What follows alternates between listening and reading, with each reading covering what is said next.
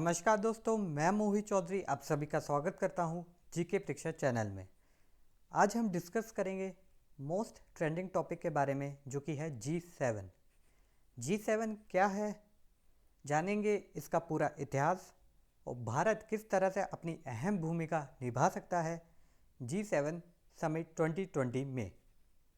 सब कुछ बताऊंगा इसी वीडियो में, so let's start. G7 means group of seven countries.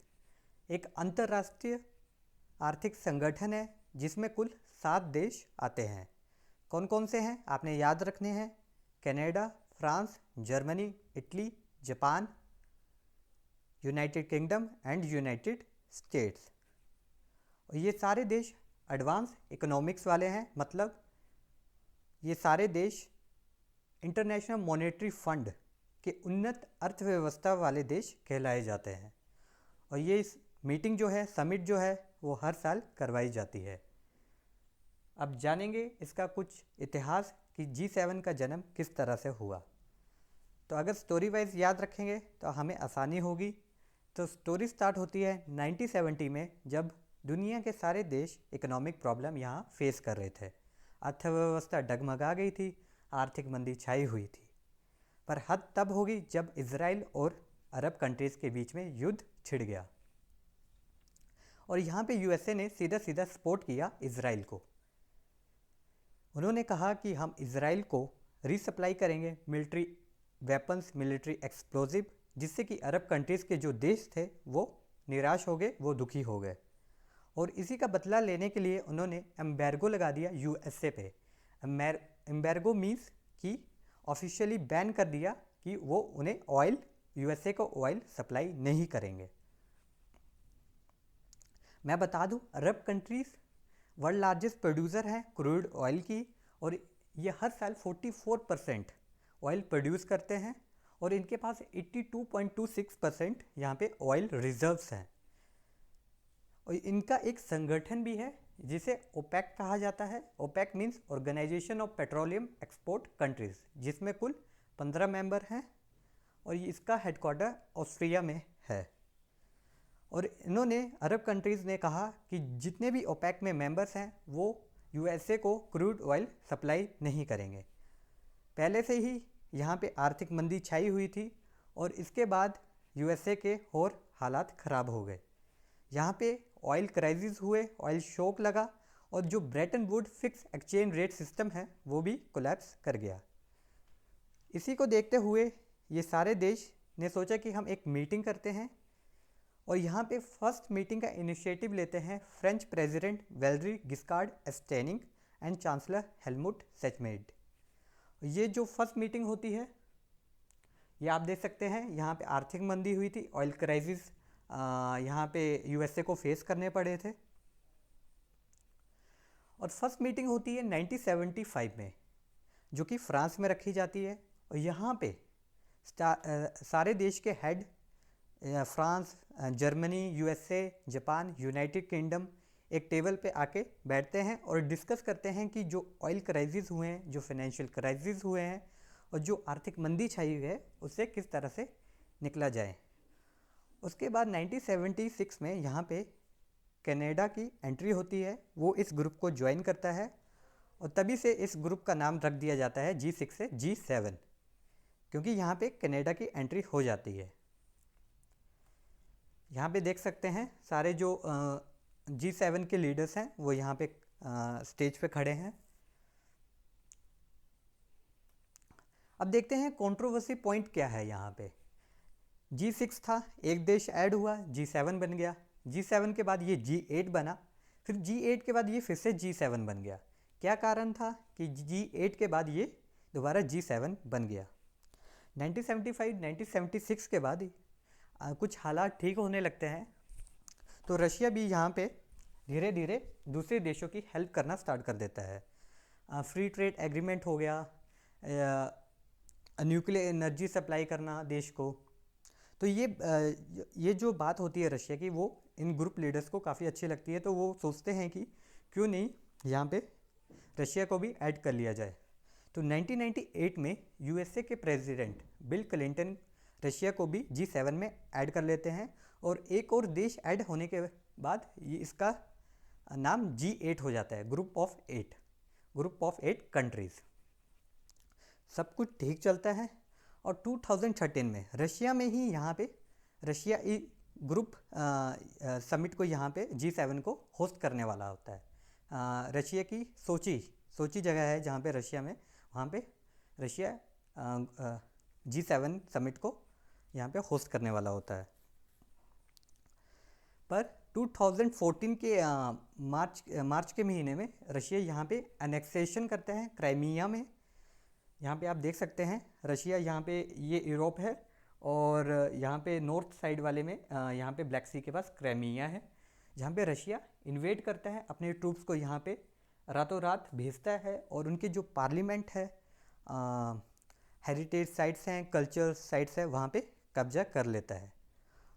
तो ये बात जो ग्रुप लीडर्स G8 में जो मेंबर्स होते हैं वो उनको ये बात अच्छी नहीं लगती है कि रशिया ग्रुप समिट का मेंबर होने के बावजूद भी इस तरह से हरकत कर रहा है, इंटरनेशनल रूल एंड रेगुलेशन जो नॉर्म्स हैं उन्हें वायलेट कर रहा है।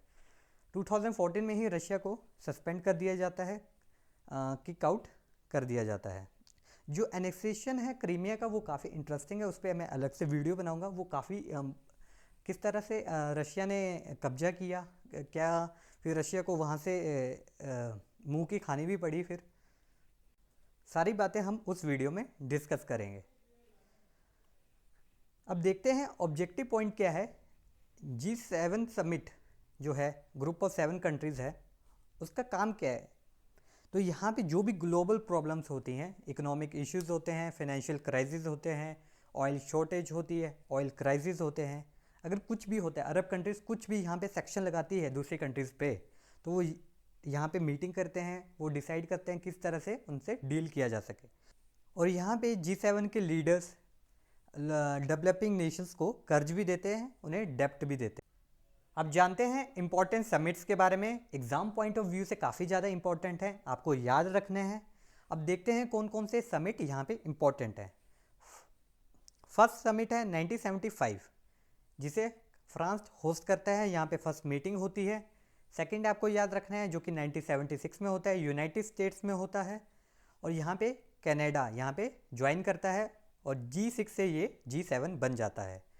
23rd याद रखना है आपको, 1997 में होता है यूनाइटेड स्टेट में, और यहाँ पे रशिया को भी ऐड कर लिया जाता है, G7 से ये G8 बन जाता है। 40th याद रखना है, 2014 में होता है यूरोपियन यूनियन में, और यहाँ पे एनेक्सेशन ऑफ क्रीमिया की वजह से रशिया को यहाँ पे सस्पेंड किया जाता है, यहाँ से किक आउट किया जाता है।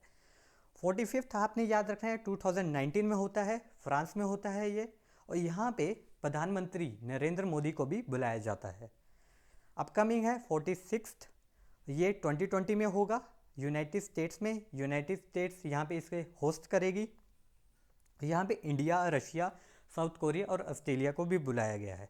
इसे जून में होना था पर अभी इसे पोस्टपोन्ड करके सितंबर में कर दिया गया है। फ्यूचर का भी आपने याद रखना है, 47th होगा, 2021 में होगा, और ये यूनाइटेड किंगडम इसे करवाएगा।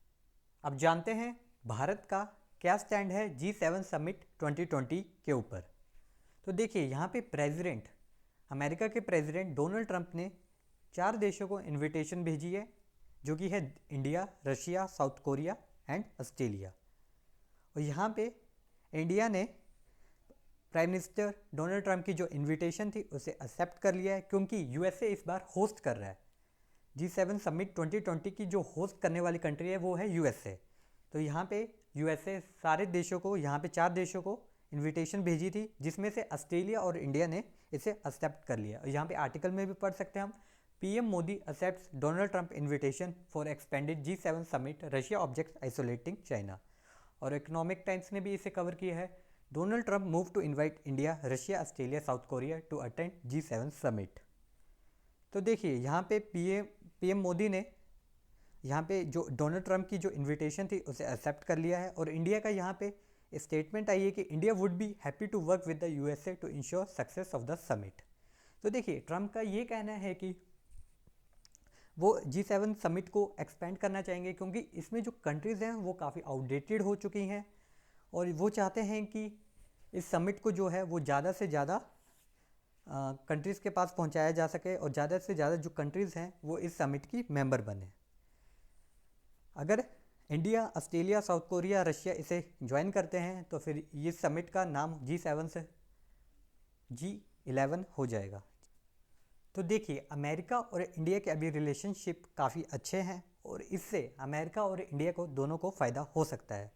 अमेरिका पॉइंट ऑफ व्यू से देखेंगे तो यहाँ पे सबसे ज़्यादा इम्पैक्ट जो कोरोना वायरस का हुआ है वो अमेरिका का हुआ है और अमेरिका सीधा सीधा यहाँ पे चाइना को इंटेंशनली आइसोलेट करना चाहता है G7 समिट में। यहाँ पे चाइना को इनविटेशन नहीं भेजी गई है जिससे कि यहाँ पे चाइना को आइसोलेट किया जा सके और सेटअप क्रिएट किया जा सके कि फ्यूचर में चाइना से किस तरह डील किया जाए। अब टॉपिक क्या होने वाला है G7 समिट का, वो सबको पता है कि कोरोना वायरस पेंडेमिक ही होने वाला है और किस देश को कितना नुकसान हुआ मैं बता दूं। पहले ही पार्लियामेंट में अमेरिका और ऑस्ट्रेलिया की पार्लियामेंट में बिल पास हो चुका है कि जो भी नुकसान हुआ है उसकी भरपाई जो है वो चाइना करेगा। ठीक है। और G7 समिट में ये डिसाइड भी किया जा सकता है कि जो बाकी कंट्रीज़ हैं जो परमानेंट मेंबर्स हैं वो किस तरह से चाइना पे सेक्शन लगा के उनको डिसिप्लिन में ला सकते हैं, क्योंकि चाइना की वजह से उनकी डिले इंफॉर्मेशन की वजह से पूरे वर्ल्ड को अभी कोरोना वायरस पेंडेमिक का इशू फेस करना पड़ रहा है। तो देखते हैं इंडिया के पॉइंट ऑफ व्यू से भारत किस तरह से यहाँ पे G7 का फ़ायदा उठा सकता है। तो देखिए, इंडिया और चाइना के अभी जो इश्यूज़ हैं, बायलैटरल इश्यूज़ हैं, वो कुछ ठीक नहीं हैं और ये जो इशू हैं बायलैटरल, उनका पॉइंट जाके वो G7 में उठा सकता है। कल को अगर इंडिया को फ्री ट्रेड एग्रीमेंट चाहिए होगा या फ्री इंपोर्ट टैरिफ चाहिए होगा या कोई भी डेप्ट यहाँ पे भारत को चाहिए होगा तो वो जाके यहाँ से G7 समिट में मांग कर सकता है।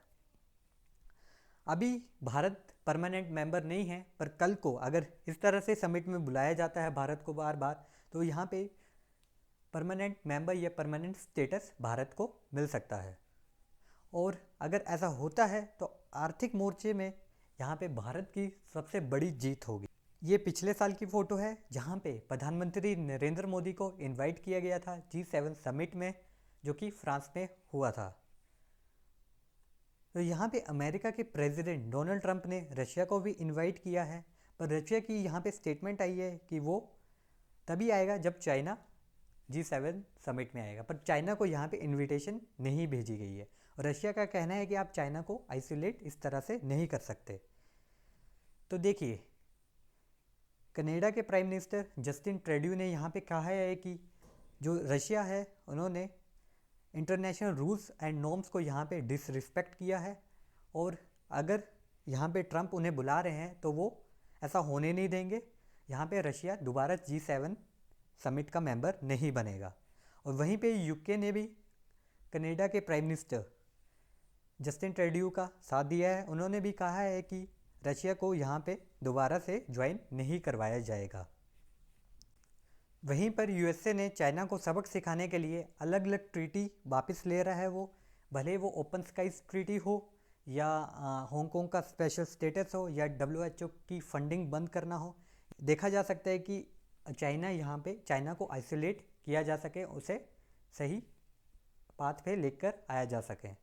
That's all I have for now. अच्छा, आज वर्ल्ड एनवायरनमेंट डे भी है, इसकी शुभकामनाएं मैं आपको देता हूँ और मैं आपको यही कहना चाहूँगा कि अपनी जो सराउंडिंग्स हैं उनको क्लीन रखें, मदर नेचर को प्रोटेक्ट करें, फ्लोरा एंड फौना को प्रोटेक्ट करें, जितना हो सके उतने ट्रीज लगाएं। मिलते हैं नेक्स्ट वीडियो में। धन्यवाद।